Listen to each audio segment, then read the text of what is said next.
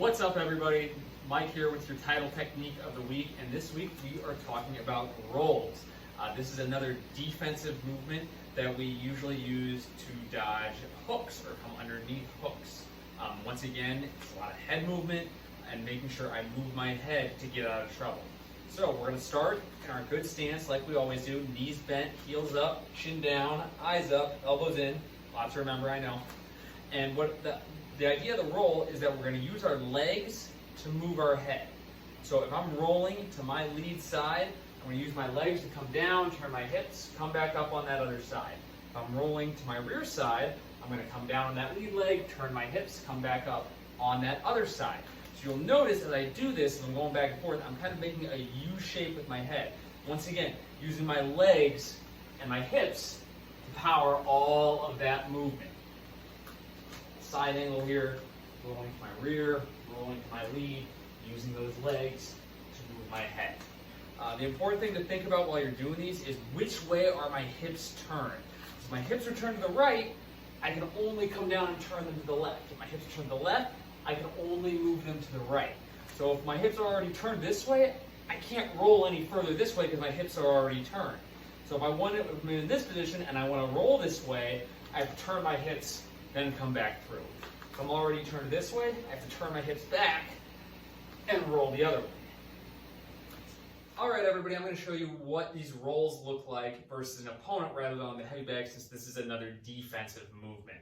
So if Em and I are squared up and she throws a rear hook at me, I'm going to use my legs to move my head and do that nice roll right there where I'm coming from my rear side to my lead side. And notice how I come right underneath that hook. So do it again, Em.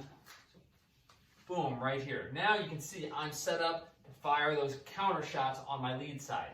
Similarly, if she throws with her lead hand, I can roll right underneath, and then I'm in a good position to counter. Ideally, these rolls are great for coming under these big hooks to the head. So go lead rear. Right here. Again, I'm keeping that base. I'm trying not to bend over, keeping that high guard as she throws these hooks. A couple of things to be careful on your rolls is where your hands are when you are rolling. We always want to keep that high guard, especially when we're moving our head.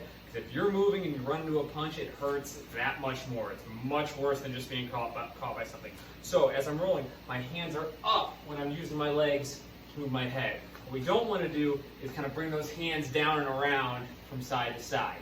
That can be a bad habit of dropping our hands, keeping our chin up high. Keep that chin tucked, hands up, side to side. Another habit we can have is bending at the waist and kind of dipping our head to go side to side. This one, you can get away with it a little more in boxing than you can kickboxing. Kickboxing, again, it's a really good way to eat a head kick, which is very painful, so we don't want to do that. So we want to keep that good stance, hands up, elbows in, good high guard, using our legs to move our head side to side, coming under those hooks. All right, guys, that is the roll. Give it a shot, mix it into your combos, show us what you got, post online, tag me, tag Title Maplewood, and I will see you next time. Leave any questions you have down in the comments.